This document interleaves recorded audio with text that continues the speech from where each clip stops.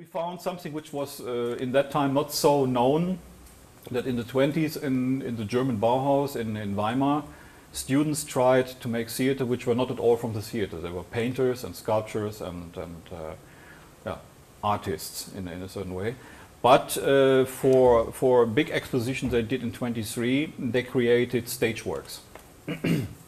And of course they did that what they could do. They created forms and colors, colored forms, and they said, okay, let's these colored forms move. And it came from one side from the students, and there was a certain idea which was called the mechanical ballet. That means later on I met the former student from 23. He was then 89 years old, and I met him in East Germany. He was living in East Germany. And he said in that time he only thought about having something like a picture which could move. So, and that's an idea. And then the next question is for him as an artist, which forms are moving there in which colors? In that time in Bauhaus it was blue, red, yellow, orange and green, black and white and gray, so the ground colors. And he created some forms, and he said, so, okay, the second thing is how to move that. Do we have a mechanics to move that? Or do we have people, they can move this object somewhere? And he created for himself, he created figurines, and for me it was inspired also by that what I said before with the masks, something like a total mask for the whole body, and this total mask had to be moved.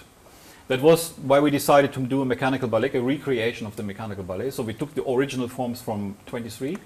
There was no choreography noted anywhere. It was not clear which music they used. I only read in some books that Hans-Heinz Stuckenschmidt, who was a composer and later on a music critic in the 20s, he was there in that time in 23 at the Bauhaus, and he made it a little bit like co-repetition.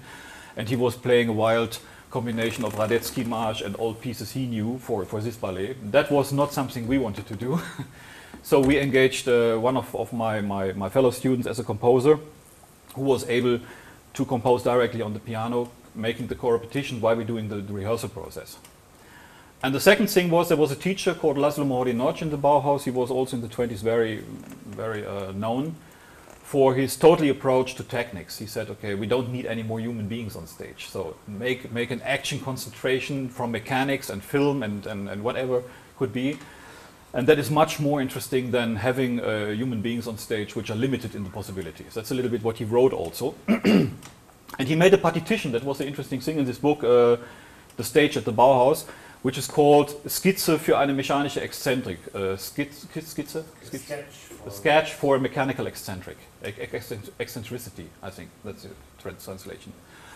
And it's a partition you can read from up to down. And it's very graphically, but in a way it looks very much like graphical scores, you know, for example, from Schnebel or from Kagel and from contemporary people who involved more than only music in their partitions. So they also find graphical art of notations, and in fact Moholy-Nagy in the 20s did a little bit the same, not knowing of course that later on in the contemporary music we had a similar movement there. So for me it was easy in a way to say, let's understand it like a partition, and the partition has a timeline, and from the timeline on we really can realize everything what he has written here or painted here in a certain way. And that was the second thing, to make this mechanical eccentricity.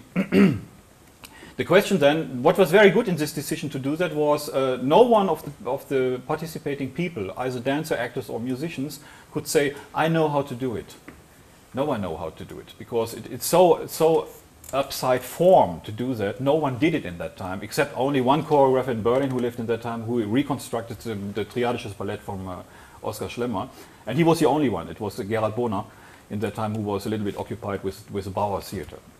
So we had the chance to do both pieces, and we had also the rights to do both pieces, which is not so easy to get. And I think the group from the beginning understand immediately, okay, we can serve with that what we have learned. So for example, a dancer can move, he can take on all these things on his body, but the moment he has all these things on his body, he has to think about how I can start moving with that, because now I'm totally covered and I cannot move like this, because then I open the body, it was all attached to one side. So how do I find movements now which could be then dance movements in the end?